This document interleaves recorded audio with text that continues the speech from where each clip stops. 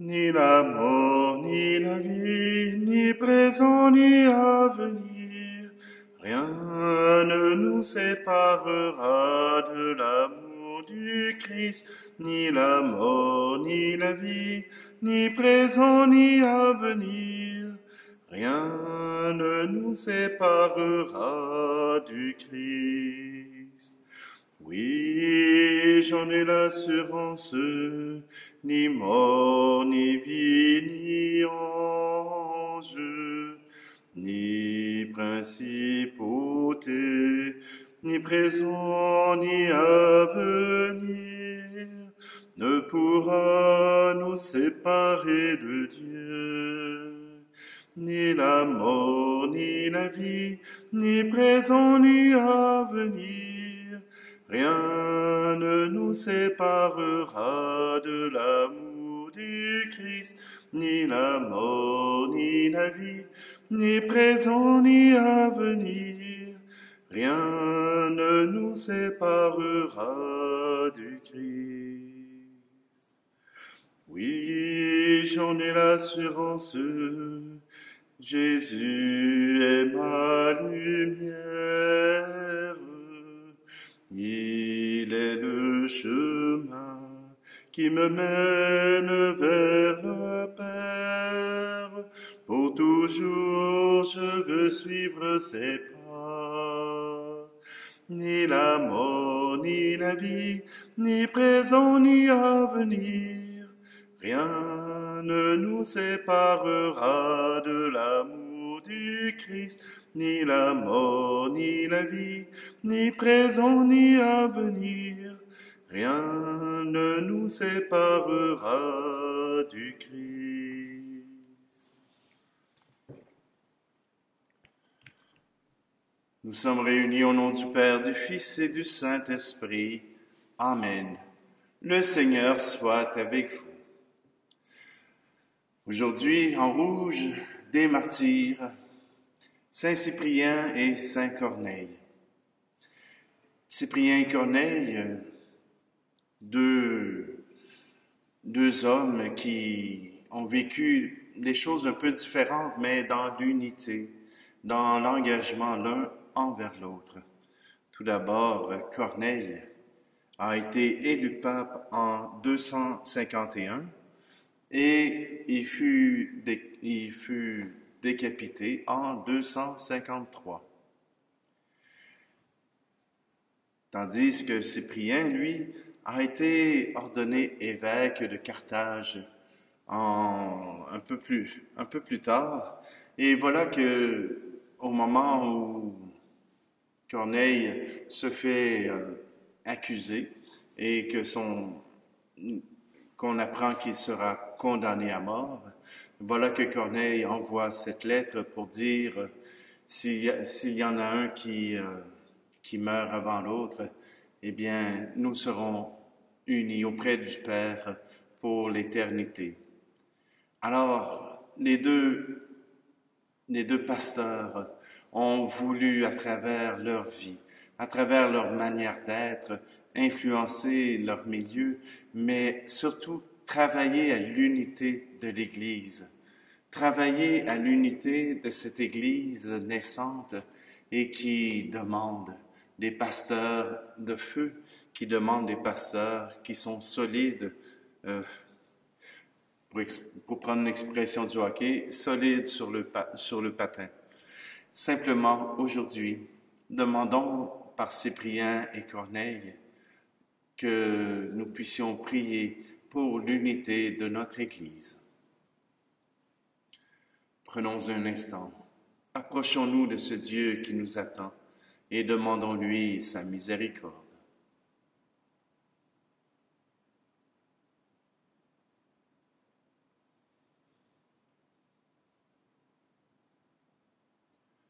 Je confesse à Dieu Tout-Puissant, je reconnais devant mes frères et sœurs que j'ai péché, en pensée, en parole, par action et par omission.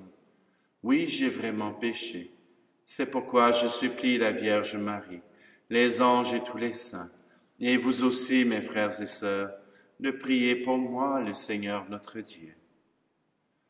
Que Dieu Tout-Puissant nous fasse miséricorde, qu'il nous pardonne nos péchés et nous conduise à la vie éternelle. Amen. Prions. Seigneur Dieu, tu as donné à ton peuple, dans les bienheureux Corneille et Cyprien, des pasteurs dévoués et d'invincibles martyrs. Par leur intercession, fortifie notre courage et notre foi. Accorde-nous de travailler avec empressement pour l'unité de l'Église. Par Jésus-Christ, ton Fils, notre Seigneur, qui vit et règne avec toi dans l'unité du Saint-Esprit, Dieu pour les siècles des siècles. Amen. Lecture de la première lettre de Saint Paul apôtre aux Corinthiens. Frères, nous proclamons que le Christ est ressuscité d'entre les morts. Alors, comment certains d'entre vous peuvent-ils affirmer qu'il n'y a pas de résurrection des morts? S'il n'y a pas de résurrection des morts, le Christ non plus n'est pas ressuscité. Et si le Christ n'est pas ressuscité, notre proclamation est sans contenu. Votre foi aussi est sans contenu. Et nous faisons figure de faux témoins de Dieu, pour avoir affirmé en témoignant au sujet de Dieu qu'il a ressuscité le Christ, alors qu'il ne l'a pas ressuscité, si vraiment les morts ne ressuscitent pas. Car si les morts ne ressuscitent pas, le Christ non plus n'est pas ressuscité. Et si le Christ n'est pas ressuscité, votre foi est sans valeur. Vous êtes encore sous l'emprise de vos péchés. Et donc ceux qui se sont endormis dans le Christ sont perdus. Si nous avons mis notre espoir dans le Christ pour cette vie seulement, nous sommes les plus à plaindre de tous les hommes. Mais non, le Christ est ressuscité d'entre les morts, lui le premier ressuscité parmi ceux qui se sont endormis. Parole du Seigneur. Et si vous voulez entendre parler de la résurrection, il faut demander aux témoins. Et c'est ce que nous faisons à travers ce chant. Il est vivant, tu l'as vu la première, par le Marie de Magdala. Hors du tombeau, debout dans la lumière, il dit Marie, c'était sa voix. Nous l'avons vu ressusciter, nous témoins de la vérité. Il est venu et reviendra. Amen, alléluia. Amen, alléluia.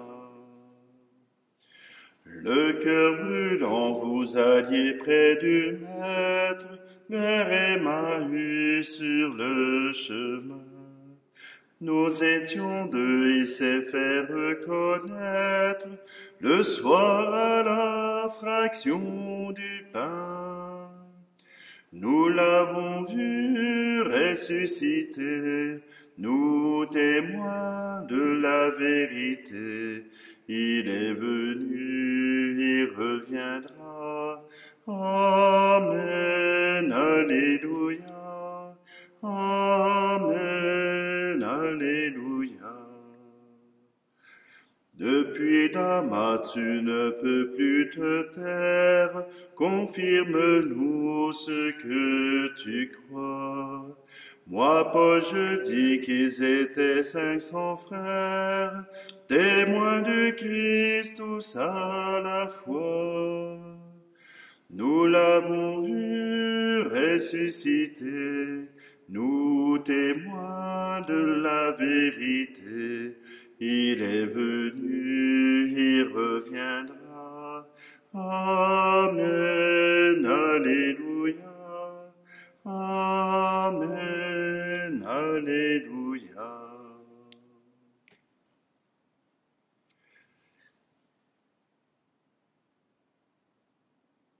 Christ est ressuscité, alléluia, alléluia.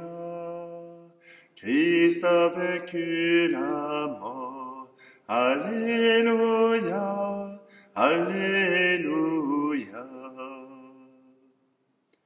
Tu es béni, Père, Seigneur du ciel et de la terre. Tu as révélé aux tout-petits les mystères du royaume. Christ est ressuscité.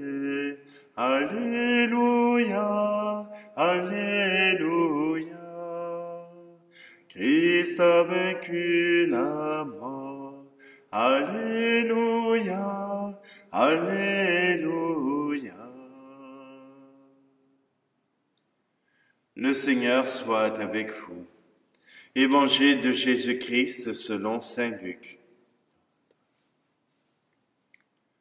En ce temps-là, il arriva que Jésus, passant à travers villes et villages, proclamait et annonçait la bonne nouvelle du règne de Dieu. Les 12 l'accompagnaient, ainsi que des femmes qui avaient été guéries de maladies et d'esprits mauvais. Marie, appelée Madeleine, de laquelle étaient sortis 7 démons. Jeanne, femme de Cousa, intendant d'Hérode. Suzanne et beaucoup d'autres qui les servaient en prenant sur leurs ressources.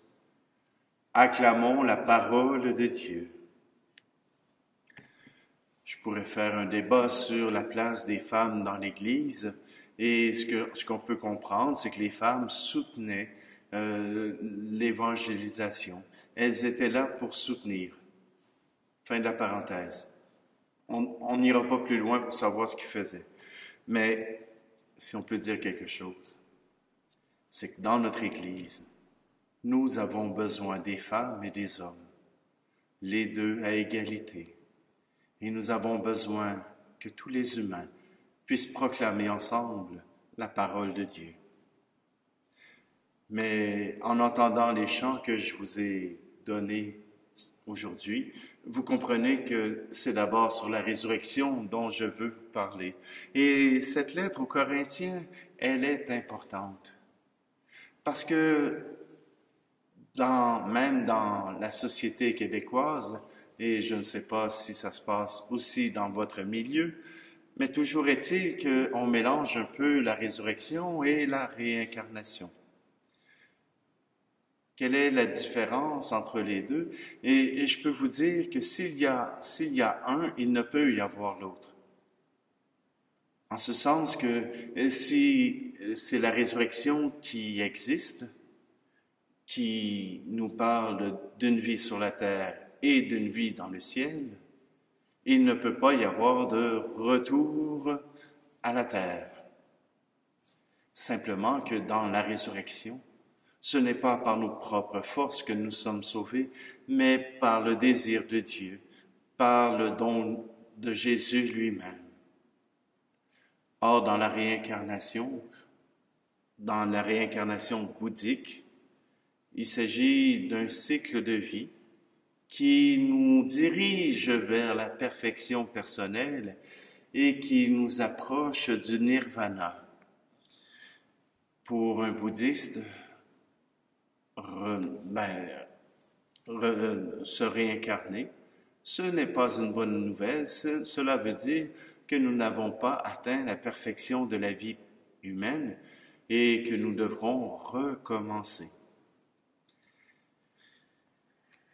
Là aussi, il y a contradiction avec la résurrection, en ce sens que si nous prions, nous les chrétiens, nous prions ceux qui nous ont précédés dans le ciel, ceux qui nous ont précédés dans l'Église triomphante, et nous leur demandons d'intercéder pour nous. Or, si la réincarnation nous parle d'un salut personnel, alors si les gens reviennent sur la terre, alors pourquoi prier ceux qui sont au ciel? Ils ne sont pas au ciel, ils ont été redistribués sur la terre. Simplement que je veux vous dire que les deux philosophies, la philosophie bouddhique de la réincarnation et la théologie chrétienne, ne peuvent fonctionner ensemble. Il vous faut choisir l'un ou l'autre, mais ça ne peut aller ensemble. Alors c'est pour cela que quand Paul parle aux Corinthiens et leur dit, certains d'entre vous disent qu'il n'y a pas de résurrection, alors si le Christ n'est pas ressuscité, nous n'avons pas la résurrection, car dans notre proclamation de la foi, nous disons que Jésus est le premier né d'entre les morts, le premier ressuscité qui ouvre la voie jusqu'au ciel, jusqu'au Père. Alors, ne pas croire à la résurrection, c'est ne pas croire au Christ. On ne peut les séparer l'un et l'autre, et le Christ est venu justement pour nous offrir le salut. Et ce salut nous apporte jusqu'à la vie éternelle. Alors, à vous de choisir ce que vous voulez croire. Mais si vous ne croyez pas à la résurrection, vous ne pouvez pas vous considérer comme des chrétiens. Simplement que notre foi nous appelle à nous tourner vers le Christ, à attendre sa venue, attendre son amour et sa grâce.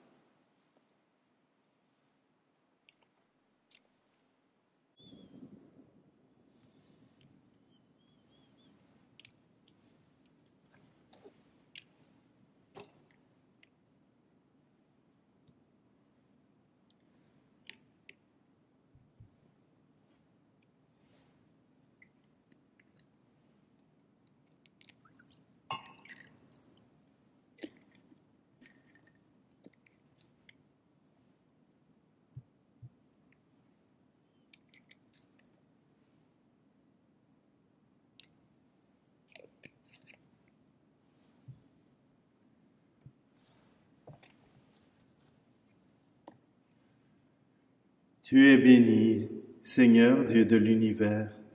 Nous avons reçu de ta bonté le pain que nous te présentons, fruit de la terre et du travail des hommes et des femmes. Il deviendra pour nous le pain de la vie.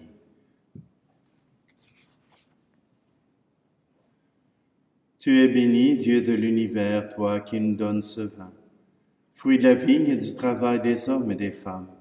Nous te le présentons, il deviendra le vin du royaume éternel.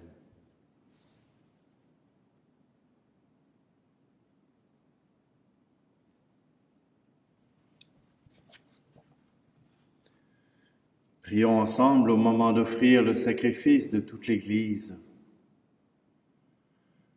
Accepte, nous t'en prions, Seigneur, les offrandes que ton peuple te présente pour célébrer la passion de tes saints martyrs. Elles ont rendu les bienheureux Corneille et Cyprien courageux dans la persécution, qu'elles nous obtiennent aussi d'être fermes dans l'adversité. Par le Christ, notre Seigneur. Amen.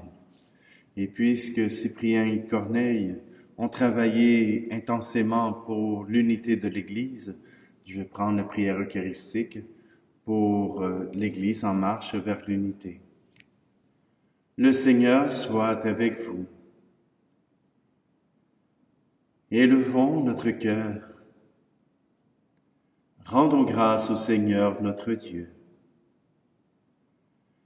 Vraiment, il est juste et bon de te rendre grâce, de chanter une hymne à ta louange et à ta gloire, Seigneur, Père d'infinie bonté. À la parole de ton Fils annonçant l'Évangile, tu as rassemblé ton Église de toutes langues, peuples et nations, et tu ne cesses de la vivifier par la force de ton esprit, pour faire grandir jour après jour l'unité du genre humain. En rendant visible l'alliance de ton amour, elle ouvre à tous la bienheureuse espérance de ton royaume et resplendit comme un signe de la fidélité que tu as promise à tous les âges, dans le Christ Jésus notre Seigneur. C'est pourquoi avec toutes les puissances des cieux, nous pouvons te bénir sur la terre et proclamer d'une seule voix avec toute l'Église. Saint, très saint est le Seigneur, Dieu de l'univers. Le ciel et la terre sont remplis de ta gloire. Hosanna, Hosanna, Hosanna au plus haut des cieux, Hosanna au plus haut des cieux. Saint très saint est le Seigneur, Dieu de l'univers. Béni soit celui qui vient au nom du Seigneur. Hosanna, Hosanna, Hosanna au plus haut des cieux. Hosanna au plus haut des cieux. Vraiment, tu es saint, digne de louange, Dieu qui aime tes enfants. Toi qui es toujours avec eux sur les chemins de cette vie. Vraiment, ton Fils Jésus est béni, lui qui se tient au milieu de nous, quand son amour nous réunit. Comme autrefois pour les disciples d'Emmaüs, il nous ouvre les Écritures et il rompt le pain. C'est pourquoi, Père très aimant, nous t'en prions, envoie ton Esprit Saint, afin qu'il sanctifie nos offrandes, que ce pain et ce vin deviennent pour nous le corps et le sang de notre Seigneur Jésus le Christ. La veille de sa passion, la nuit de la dernière scène, il prit le pain, dit la bénédiction, le rompit et le donna à ses disciples en disant « Prenez et mangez-en tous. Ceci est mon corps livré pour vous. »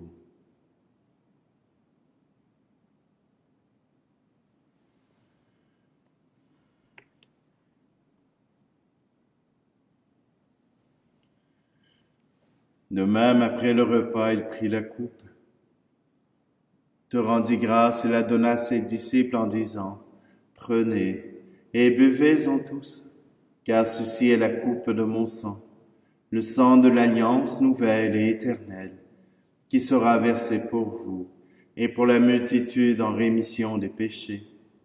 Vous ferez cela en mémoire de moi. »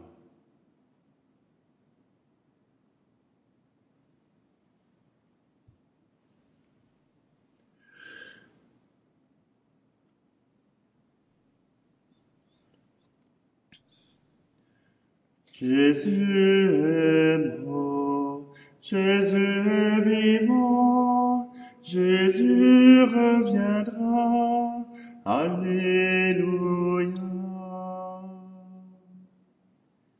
Voilà pourquoi, Père très saint, nous faisons mémoire de ton Fils, le Christ notre Sauveur, que tu as conduit par la passion et la mort sur la croix, à la gloire de la résurrection, pour qu'il siège à ta droite. Nous annonçons jusqu'à ce qu'il vienne l'œuvre de ton amour, et nous t'offrons le pain de la vie et la coupe de bénédiction. Regarde avec bonté l'offrande de ton Église, qui te présente par nos mains ce qu'elle a reçu de toi, le sacrifice pascal du Christ. Que la force de ton esprit d'amour fasse de nous dès maintenant et pour l'éternité les membres de ton Fils, nous qui communions à son corps et à son sang. Renouvelle, Seigneur, par la lumière de l'Évangile, ton Église qui est à Sherbrooke, resserre le lien de l'unité entre les fidèles et les pasteurs de ton peuple, en union avec notre pape François et notre archevêque Luxire, et l'ensemble des évêques, partout à travers le monde, pour qu'au milieu d'un monde déchiré par les divisions, le peuple qui t'appartient brille comme un signe prophétique de concorde et d'unité. Souviens-toi de nos frères et sœurs qui se sont endormis dans la paix du Christ et de tous les morts dont toi seul connais la foi. Accueille-les dans la joie et la clarté de ton visage et donne-leur par la résurrection la plénitude de la vie.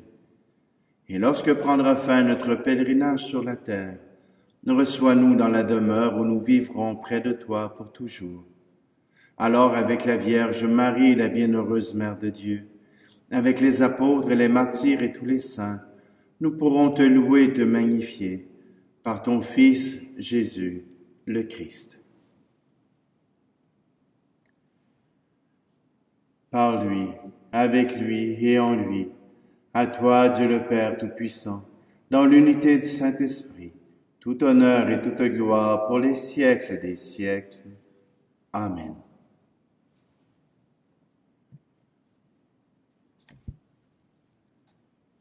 Dans un seul cœur, nous nous tournons vers le Père de la vie, celui qui nous l'a donné et celui qui nous la donne encore. Notre Père, qui es aux cieux, que ton nom soit sanctifié, que ton règne vienne, que ta volonté soit faite sur la terre comme au ciel. Donne-nous aujourd'hui notre pain de ce jour. Pardonne-nous nos offenses, comme nous pardonnons aussi à ceux qui nous ont offensés. Et ne nous laisse pas entrer en tentation, mais délivre-nous du mal. Délivre-nous de tout mal, Seigneur, et donne la paix à notre temps. Soutenus par ta miséricorde, nous serons libérés de tout péché, à l'abri de toute épreuve, nous qui attendons que se réalise cette bienheureuse espérance, l'avènement de Jésus-Christ, notre Sauveur. Car c'est à toi qu'appartiennent le règne, la puissance et la gloire pour les siècles des siècles.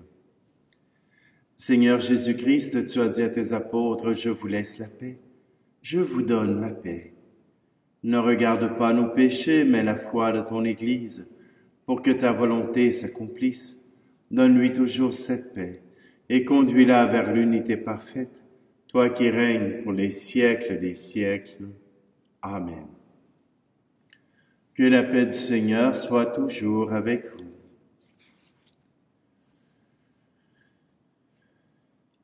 Agneau de Dieu, qui enlève le péché du monde, prends pitié de nous. Agneau de Dieu, qui enlève le péché du monde, prends pitié de nous. Agneau de Dieu, qui enlève le péché du monde, donne-nous la paix.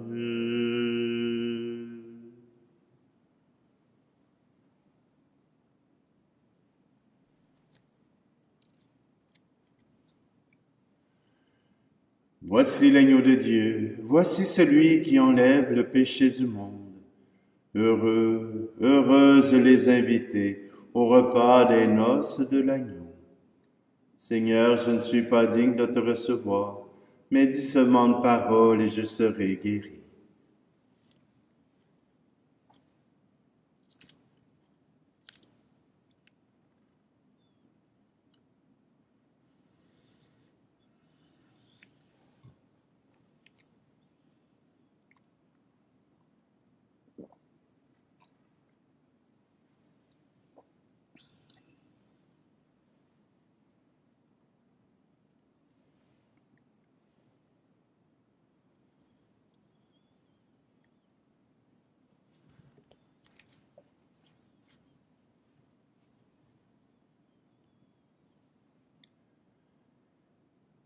Par les mystères auxquels nous avons communié, nous te supplions, Seigneur. Puissions-nous, à l'exemple des bienheureux martyrs Corneille et Cyprien, être forts de la force de ton esprit, afin de rendre témoignage à la vérité de l'Évangile, par le Christ, notre Seigneur. Amen. Je vous rappelle pour les nouveaux arrivants, je sais qu'il y en a qui arrivent, il y en a qui repartent, il y en a qui restent depuis longtemps. Simplement que si parfois il y a des temps de silence que vous aimeriez prolonger, comme après la communion ou après l'homélie, vous savez que vous avez le contrôle de cette vidéo et vous pouvez appuyer sur le bouton pause. Ça va arrêter, vous poursuivez votre réflexion, votre prière, et après tout cela, vous réappuyez sur play et la vidéo continue.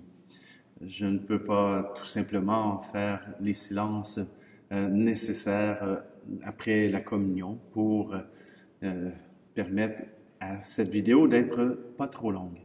Simplement, c'est à vous de poursuivre votre réflexion.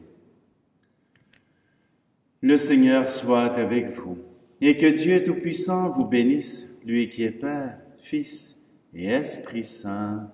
Amen. Allez dans la paix et la joie du Christ.